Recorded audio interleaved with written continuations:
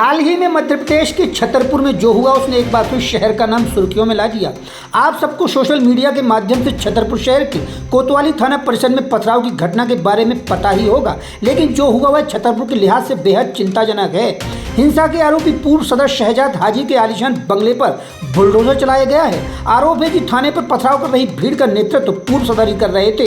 Police ने इस मामले में 46 लोगों के खिलाफ नामजद रिपोर्ट की है। साथ ही 150 अज्ञात लोगों को भी आरोपी बनाया गया है। छतरपुर में भले ही बीते कुछ सालों से अपराध में घोर इजाफा हुआ है, लेकिन सांप्रदायिक आधार पर हाल ही में जो हुआ उसने छतरपुर को शर्मसार कर दिया है। यहाँ काबिले गौर बात यह है कि महाराष्ट्र में किसी संत की टिप्पणी पर पैगंबर मोहम्मद की शान में गुस्ताखी मान लेने के बाद प्रदर्शन तो हुआ, लेकिन छतरपुर में कभी इस तरह की घटना नहीं हुई कि प्रदर्शन के दौरान पुलिस प्रशासन को ज्ञापन देने और रोष व्यक्त करने को पहुंचे लोग पुलिस को ही निशाना बना बैठे। वैसे मुस्लिम समुदाय के कुछ लोगों ने इस्लाम के पैगंबर मोहम्मद के खिलाफ आपत्तिजनक टिप्पणी का आरोप लगाकर महंत रामगिरी के खिलाफ देश में कई जगह मुकदमा दर्ज करवाया है। इतना ही नहीं, उनके बयान के अगले दिन यानी शुक्रवार 16 अगस्त को बंद का आह्वान करके माहौल खराब करने की कोशिश भी की गई। इसमें सर तन से जुदा के नारे भी लगाए गए। सोशल मीडिया पर भी धमकी दी जा रही है। हालांकि छतरपुर पुलिस इस मामले में पूरे अलर्ट पर थी और मस्जिदों के बाहर पुलिस लगाई गई थी ताकि किसी प्रकार की अराजक घटना को अंजाम न दिया जा सके। दूसरी ओर पुलिस की ताबड़तोड़ कार्रवाई और जबरदस्त एक्शन के बाद भले ही अब इसके सूत्रधार और आरोपी माने जाने वाले पूर्व कांग्रेस उपाध्यक्ष सदर हाजी का मीडिया में बयान आया हो, लेकिन उस पर लोगों को भरोसा कम हो पा रहा है। वीडियो जारी कर उन्होंने कहा है कि असामाजिक तत्वों की खुराफात की वजह से पुलिस पर हमला कर दिया गया, जबकि उनके साथ पहुंची भीड़ की मंशा बिल्कुल ऐसी नहीं थी और छतरपुर में पहले भी वह विभिन्न संगठनों को लेकर शांतिपूर्ण प्रदर्शन कर चुके हैं। उन्होंने खुद को भले ही बेकसूर बता दिया हो, लेकिन एक सवाल बार बार उठ रहा है कि आखिर जिन असामाजिक तत्वों की बात वह कर रहे हैं वह कौन है और कानून और प्रशासन पर हमलावर होने की हिम्मत उन्हें किसने दी।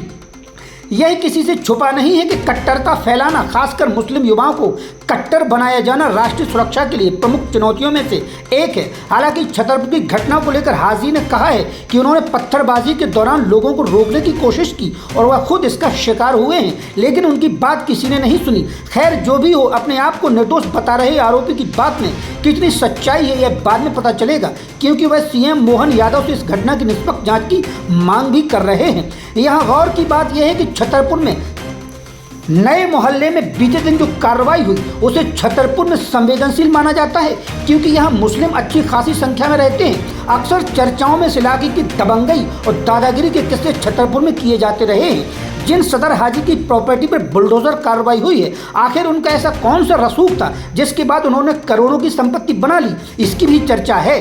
बताया जा रहा है कि फल कारोबारी से बड़े प्रॉपर्टी डीलर बने हाजी ने उस प्रॉपर्टी को भी अवैध तरीके से ही बनाया था जिस पर कार्रवाई हुई है, क्योंकि प्रशासन का तो यही कहना है। खैर, जो भी हो, इस मामले में खास बात यह है कि योगी सरकार के पैटर्न पर चल रही मोहन यादव सरकार किसी भी तरीके से असामाजिक तत्वों को बख्शने के मूड में नहीं है और सरकार की शह पर ही छतरपुर एसपी और पुलिस महकमे ने ऐसी कार्रवाई को अंजाम दिया है कि ऐसा आगे और कोई करने की हिम्मत न जुटा सके। बुलडोजर कार्रवाई के बाद ध्वस्त हो चुकी आरोपी सदर की शानो शौकत को मिट्टी में मिलाते हुए ऐसे और वीडियो भी जारी हुए हैं जिसमें अन्य आरोपी की सरे बाजार नुमाइश निकाल दी गई, जिसमें वह पुलिस प्रशासन हमारी बाप है के नारे भी लगाते नजर आए। एक और खास बात यह है कि ऐसा कम ही देखने में आता है कि पुलिस की कार्रवाई पर जनता को भरोसा हो और उसे जन समर्थन हासिल हो, लेकिन इस मसले पर स्थानीय जनता का भरपूर सहयोग मिला है और पुलिस की कार्रवाई को उसने वाजिब ठहराया है। देखा जाए तो छतरपुर में जो हुआ है संकेत देता है कि सुरक्षा एजेंसियों और राज्य पुलिस को कट्टरपंथी संगठनों से राष्ट्रीय सुरक्षा के लिए खतरे के बारे में संवेदनशील होने की आवश्यकता है और कट्टरपंथी संगठनों का मुकाबला करने के लिए उदारवादी मुस्लिम नेताओं तथा मौलवियों को भरोसे में लेना भी महत्वपूर्ण है। कट्टरवाद के क्षेत्रों की पहचान और निगरानी करने पर जोर दिया जाना चाहिए।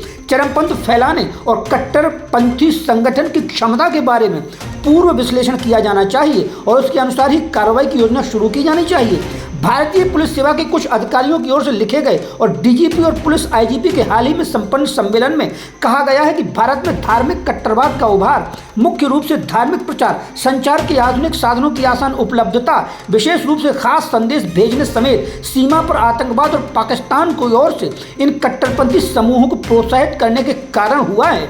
खैर, छतरपुर शहर के कोतवाली थाने पर हुए पथराव के मामले में मध्य प्रदेश के मुख्यमंत्री डॉक्टर मोहन यादव ने सख्त कार्रवाई के निर्देश दिए थे और जो हुआ वह सबके सामने है। थाने पर पथराव में थाना प्रभारी समेत 3 पुलिसकर्मी घायल हुए थे। इस मामले में टीआई के साथ ही एडिशनल एसपी और एसपी पर भी पत्थर चले थे। थाने में रखे पुलिस वाहन और जब्ती वाहनों को भी क्षति पहुंची थी। घटना के समय छतरपुर एडीएम, एसडीएम और सीएसपी भी थाने में मौजूद थे। घटना के बाद शहर में प्रशासन अलर्ट मोड पर था। देर रात को पुलिस प्रशासन ने फ्लैग मार्च निकाला था। डीआईजी, कलेक्टर और एसपी भी सड़कों पर उतरे थे। कोतवाली थाने में पथराव के मामले में आरोपी शहजाद हाजी पूर्व सदर अंजुमन इस्लामिया कमेटी के नए मोहल्ला स्थित मकान पर गुरुवार को बुलडोजर चला और अवैध हिस्से को गिराया गया। इस दौरान बड़ी संख्या में पुलिस बल और प्रशासनिक अधिकारी मौजूद थे।